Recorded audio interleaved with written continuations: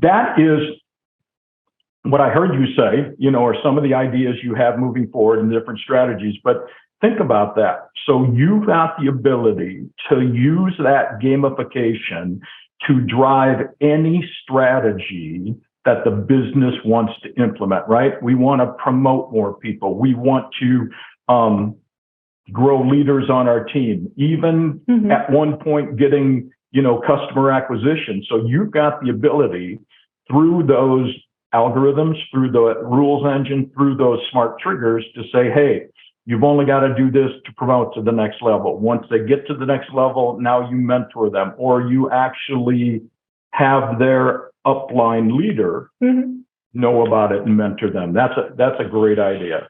So we talked about what you're doing with gamification for the future at Tupperware.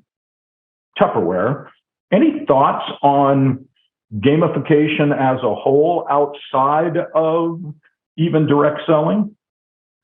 Right. I think for not just for direct selling, but I think for any business, really, when you're thinking about training people, but in direct selling, it's very specific because our consultants, they don't have to do anything. They are not our employees. They're independent consultants. They're a volunteer. They're a volunteer workforce, right? Exactly. So nothing is mandatory. When you're talking to an employee, you can tell them, like, you have a compliance training that is mandatory and you have to do it. But in our business, they don't have to do anything if they don't want to.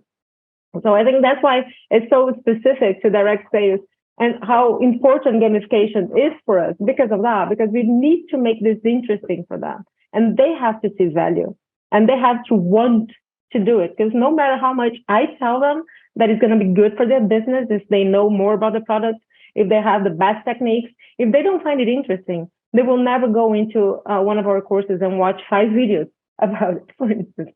So that's why we think that gamification is so important here. But we think we can get out of the platform only, and we are starting to do it. So, for instance, we have already done for our last year's training that we did 2 hybrid events. The consultants, it was for unit managers and for team leaders, so 2 higher levels in our business.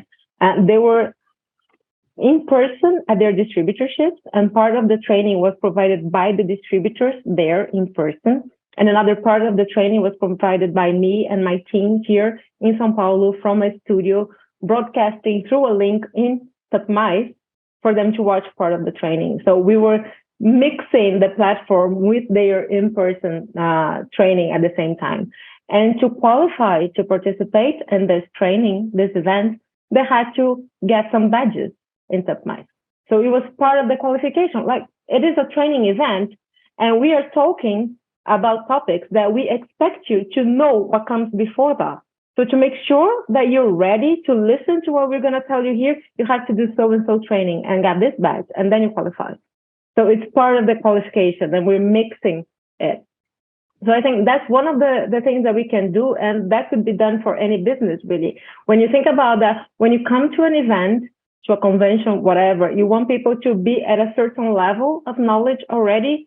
So start before and put this as a requisite to qualify for that event, for instance. And then you can mix what they do within the platform with what they're going to see on stage.